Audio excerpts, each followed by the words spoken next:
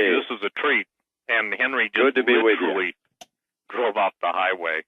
And so with no further ado, Henry, thank you for, and I'd like to ask you to share, where you've been the last trip out of the country, and then just the wonderful vision and the fulfillment of God's power when you were in, was it Taiwan?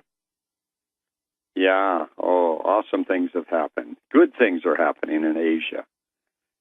Seeing some real turnarounds. Tremendous turnarounds in Asia. I was in Taiwan last September. Let's pull this back to last September, and did ministry in Taipei, walking, praying. Then I went up some cities east of Taipei, and then over to the north, and then was scheduled for the south. And my scheduler said, I'm canceling the south. And I said, well, why are you canceling? He says, because there's this, I can never say it right, this digenous mosquito malaria plague that's taking place there, and we're having hundreds of people dying. And I said to him, I said, what do you mean you're canceling? He said, well, I'm canceling because of that. I don't want you dying. He says, you get bit by that thing, and within 24 hours, you're burning up with fever, and you're full of pain, and they have nothing for the fever, nothing for the pain, and you die within 4 days. The pain is so excruciating, the fever, it burns you up. And I said to him, his name is Georgie, I said, Georgie, I refuse to give my life for a stinking mosquito. I said, that thing bites me, it'll die because I got the blood of Jesus through my veins. And he said, you're not afraid? I said, you know I'm not afraid of a mosquito. Not afraid of a poisonous snake or anything like that. And so don't cancel. And I says, if you're afraid, you don't have to go. We'll get someone else to interpret down there. And he says, no, if you're going to go, I'm going. I've heard you give testimonies like this. If it happens, I want to be there. I want to see it. And so I says, all right. But he says, I'm going to bring plenty of mosquito repellent. I said, oh, brother, don't bring any of that for me. And so sure enough, we get on the train the next day and go down south, southern Taiwan, and they have put together 5 churches for me to speak in. And, oh, my. As I walked in there, it smelled like mosquito repellent. There was a cloud of it in the room of that church. And I taught them on our dominion, and starting in Genesis chapter 1, verses 25 through 28, and how the Lord has given to us dominion over every creature, and it's all named there. And they were shouting and they were praising God for that kind of teaching. It was giving them testimonies of some of the areas where I've been tested with creation, with snakes and wild animals and all this, and with, of course, gangs and terrorists and these kind of people. And so they were really fired up. Well, I didn't realize it, but one of the pastors there was what they call an Aborigine pastor, a First Nation, whatever you want to call it. And he was so fired up, he chartered a bus the next morning for 54 people to go up into his area, which was the area that was most heavily infested with those mosquitoes and the most fatalities or casualties. And so we get on the bus, and we're heading up through the mountains, winding around through the mountains on the bus, and everybody's pretty quiet. I'm just talking to my interpreter and the Aborigine pastor, and he has the bus driver pull over real quick, and we all, once us all get out, well, they're all spraying their mosquito repellent on themselves and all around, and I'm saying, please don't spray it on me. I'm all right. I didn't take any shots for malaria or anything like that. I've got the blood of Jesus, and well, you don't know, and I do know, and there's always that kind of response. And we go to off of the road, and he points down below through this canyon that winds around through, and he tells how the Taiwan government wants to build a dam right there. He says, want to build it right down there, and it will back up the water all through this canyon, which is the choicest and sweetest of fruits of all Taiwan. It will literally put it all underwater. And he said, it's our land, it's our livelihood, and they're telling us, look, we'll take care of you, we'll put you all in condominiums, and we'll give you plenty for food every month. We'll educate your children in the top universities. You won't lack anything, you know. You don't need to work hard farming anymore. Well, they didn't want that, obviously. So he said, would you pray? And I said, well, absolutely. So the 54 of us are standing there looking down at this canyon, and lots of heavy foliage around. And I lift my hands and I just start praying. And of course, you know, sometimes we have to catch ourselves because we're telling God how to do something. And I'm describing to the Lord how to have them make wind generators and solar collectors and all this, and just put all those down so that they've got their electric. And then, Lord, just bring artesian wells springing up all over. And I'm just busy praying like this, petitioning the Lord to give them wisdom, and other than a dam, and plenty of good, fresh, pure water that they won't have to purify and all this. And I'm busy talking to the Lord this way, petitioning the heavens. And right behind me, must have been almost breathing down my neck, was a lady. Of course, we were all bunched together. She let out the most blood-curdling scream. And now here's the carnal mind, okay, even in Henry Gruver. I thought, oh no, did she get bit by a mosquito? And I open my eyes, and I turn around and look at her, and she looks at me, and she's pointing to the right and the left and up. And, oh, I forgot this part. I have this vision as I'm telling the Lord what to do. He interrupts me telling him how to take care of this problem with this vision. And in this vision, I guess I'm trying to go too fast. I'm still going 80 mile an hour down the road, okay? I haven't slowed down yet. So I got to slow it down here a little bit. Well, in this vision, I see one dragonfly coming across in the air by vision. My eyes are closed, but that's all I needed to see. And I shouted and I said, yes, Lord. Send swarms of dragonflies across the southern part of Taiwan and wipe out this plague, because dragonflies eat the mosquitoes and live on the mosquitoes. And as I said that, I no more than said that, and my interpreter started to interpret it, and this lady, with a blood-curdling scream right behind my back, screams out. Well, I'm thinking she got bit by a mosquito. I didn't expect the Lord to answer that quick. I open my eyes and look back at her, and she's pointing to the right and the left and above us, and I look where she's pointing. And people, that we have 53 other witnesses to what I'm saying. We were under dark clouds of dragonflies, millions and millions of dragonflies. And everybody saw them then, and they started shouting. And I said, let's command them to go to the east and the west and down south, and then from here all the way north to the last mosquito that's carrying this plague, and wipe it out. Well, I'm declaring this, and my interpreter's interpreting it for me. And I'm telling you, pandemonium broke loose. They were shouting. And I'm saying the plague is finished. It's over. It's done. In the name of Jesus, I take my dominion. And that's what Genesis chapter 1 is talking about, verses 25 through 28, how the Lord created man and gave him dominion over everything. And he says it 2 times there, verse 26 and 28. And then again, of course, we know that Adam and Eve failed, and then people failed all the way to the time of Noah, and God is so distressed with what's going on with civilization by the time it gets to Noah's time. After Enoch walks with God for 325 years, and he brought forth Noah, or Methuselah, I guess, that lived the longest. But verse 1 of chapter 9 of Genesis God reiterates what he says in verse 26 and 28 in Genesis of chapter 1. Only this time, he adds words. And the fear of you shall be upon every beast and every creature on the face of the earth. And that is a powerful addition from the other two verses in Genesis 1.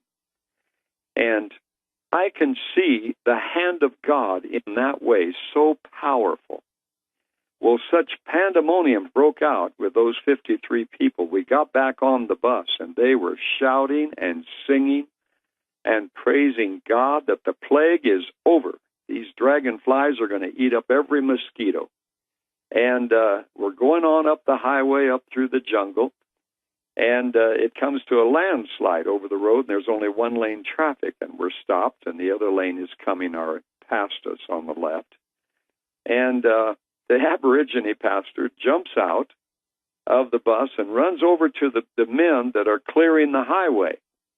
And he is telling them about all of these dragonflies and what we declared and prayed. And these workers stop working and start clapping, looking at us toward the bus and kind of making a bowing motion like, thank you, you know, because they're out there in the worst area working where the mosquitoes are. And they're rejoicing. Well, then it's our turn to go, so he jumps back on the bus with us, and we head on down up the river, up the mountain, and wounding about, and we get to his church up in the mountains. And we're supposed to have lunch by then.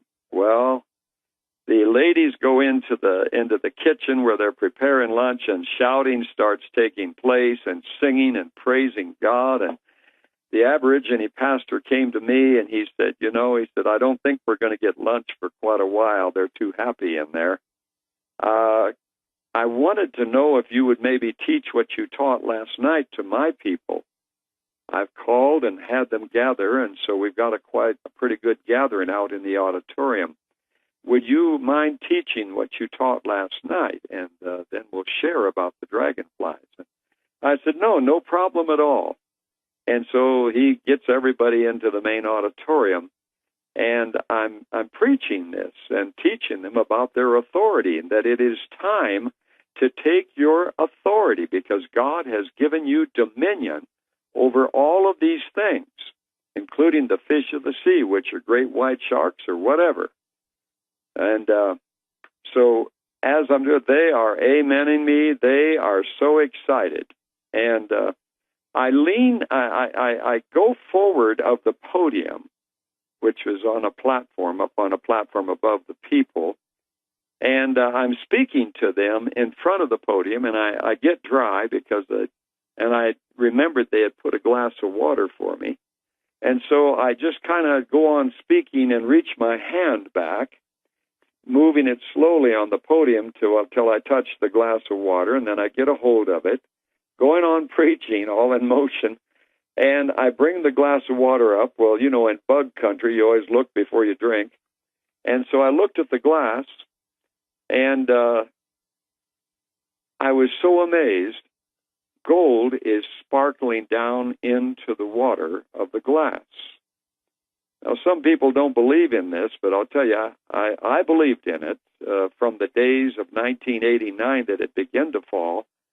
I believed in it because in 5 different states I saw it happening, and I knew nobody was sprinkling it down, and I knew it was real gold. But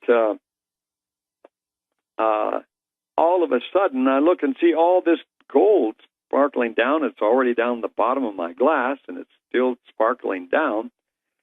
And I turn with my glass of water toward my interpreter, Georgie, and to show him, and he is looking at me with his mouth wide open, and he points at the podium, and my Bible is so covered with gold I couldn't even read it. The whole podium is covered with gold. And he says, it's all over your hair, it's all over your shoulders, you're covered with gold, Henry. It's all over the floor around the podium here. I saw it falling when you stepped in front of the podium. And I said, well, praise the Lord, Well, then the people, of course, were shouting about that. And when I finished, they all came forward and were rubbing the gold and putting it on their faces. And They were so excited. And so I just, and let me share a little piece here about this. I was a critic of that, just in case if there's any of you out there that are still critical of it, thinking maybe it's a lying wonder. That's what I thought. I've grown up in Pentecost, and I've seen a lot of things happen. And gold I'd never seen falling before, the late 1980s, early 90s. I began seeing it happen, but it never happened to me yet until 1989. I was walking the city of Jerusalem. I had finished 13 days of walking every street of the old city and the new city of Jerusalem. Had finished out by Liberty Bell Park on Bethlehem Road. That's the last area at that time of 89 of Jerusalem. If you just go on down Bethlehem Road there to the right out of the park, then you'd get to Bethlehem. And I was hot. I had run out of water. And here was a little Muslim, a little Arab on wheels cart that showed ice-cold Coca-Cola, And I was so hot that day and run out of water, so I walked up, put my shekels down to pay for it, and he pushes me a can of 7-Up. And I push it back and reach back and point up at his pitcher. I said, Coca-Cola, ice Coca-Cola. And he pushes the warm can of 7-Up back to me and turns his back on me. Well, he had my money. I had the warm can of 7-Up. And I made the horrible mistake of going over and opening it carefully and thought, well, I'll just take a little sip. I'm so dry. I've got to have some liquid.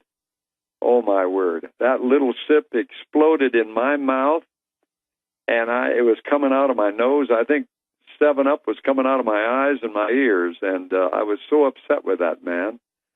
I have to admit that I didn't pray the Lord blessed him. I went over to the trash can and made sure he was looking at me, and I made sure I dropped it in the trash can.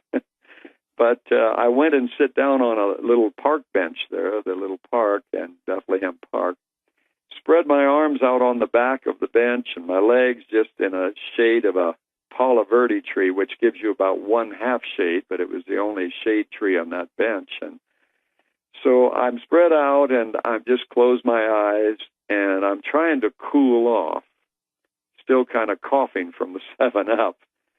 And all of a sudden, somebody sits on the end of the bench to my left, and I pull my arm up because I had my arms clear across the whole bench. And he'd kind of touched my hand as he sat down, but he had his back to me instead of his back to the backrest. He'd just sit on the end of the bench with his back to me, and I opened my eyes and looked, and there was a rabbi sitting there, Hebrew rabbi. And I looked, and here's a girl, young lady with a little, about 4-year-old girl, and she's setting her up in a swing, and he's watching this girl. And so I don't address him because I'm a Gentile, and I had learned, you just don't say anything to him because Orthodox, it doesn't go, you don't know the response is going to be. And I wasn't on a tour or anything, and I just sit there. Well, I guess his curiosity got the best of him. And he says, without turning my direction, still with his back to me, he says, are you on tour? And I said, no, I'm not. I said, I'm here on business. And he says, would I be nosy asking your business, still with his back to me? And I said, no, I don't think you'd be nosy. I said, I have just finished walking every street of the old city and the new city of Jerusalem, praying for the peace of Jerusalem. He spins around and he looks me right in the face. Now he's turning right toward me, and he says, but you are a Gentile. Why would you pray for the peace of Jerusalem? And I said, well, I know I'm a Gentile, but I also believe Jesus Christ is my Messiah, and I believe he's yours. He says, yeah, I know. You're a Christian, aren't you? I says, yes, I am.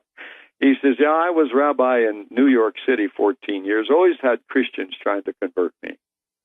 So you have a family, and I began to tell him, and it struck up a conversation and all, and I said, yes, I have a wife and 13 children. At that time, we lived in Portland, Oregon. And I said, I have a baker's dozen, you know. I have a quiver full of them. I said those two things, and he said, do you know what that means in the ancient Hebrew? And I said, no, but I'm interested. I was amazed that he was talking to him. I guess telling him I had just finished praying 13 days for the peace of Jerusalem, I guess that really touched his heart and made it wide open. But he said, you know what that means in the ancient Hebrew? And I said, no, but I'm interested. He said, yes, you have 13 children, but you don't have 13 arrows in your quiver. You have 12 arrows in your quiver. You have one in the bow, and you're ready for war. And he made a motion like pulling the bow back. And I slugged my fist in my hand, and I said, I'll take it. Wow, I love that. Well, then we had a conversation, and I had the thought, I said, well, listen, this phenomenon has been happening. I've seen it in 5 different states across the United States in Christian meetings where we're praying to Jesus or we're preaching or something, and all of a sudden gold just starts falling down from heaven. And I said, do you understand this? Do you have any explanation for this? I said, I don't know if I believe it's from heaven or what.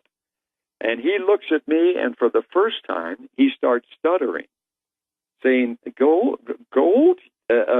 Real gold? And I said, yeah, it's real gold. People have had it tested, and it's 99 9/10% gold. And I said, a church in West Virginia that I was at, it started falling so much, the pastor said, in flakes, let's sweep it up and sell it and pay off the mortgage of the church. And they literally paid the mortgage of the church off. So I said, that's a good thing, but what is the significance? Do you know what the significance would be of that? And he said, and he is still just in shock, like kind of stuttering, gold is falling on the Gentiles. And he said, oh, yes, it's very significant. For he says, you see, in the ancient Hebrew, before the bridegroom comes to take his bride, he always, before midnight, always sends her a gift of gold first. He said, it means the Messiah is coming. And I about went into shock. And he is telling me this, but he's stuttering, and he hollers to his daughter and says, daughter, come quick. Come quick, granddaughter, come. And she comes running, takes her daughter off the swing, and comes running up, Papa, are you okay? He says, daughter, gold is falling on the Gentiles when they're worshiping Jesus. Gold is falling on the Gentiles. It means the Messiah is coming. The Messiah is coming. I have to get back to Nazareth, to my synagogue. I have to let the people know. I have to leave. And he stood up and he said to me, thank you. Thank you very much. I must go. And away he goes mumbling. Gold is falling on the Gentiles. Well, I have to tell you, I was not critical anymore. So for the first time, gold is falling on me in Taiwan. And it's all over me. I'm covered with gold. And I have to tell you, I wasn't critical then, and the Lord knew I wasn't critical. I think that's why I was a recipient of it. But, and Job said it, didn't he? He said, I know that when he has tried me, I shall come forth as gold.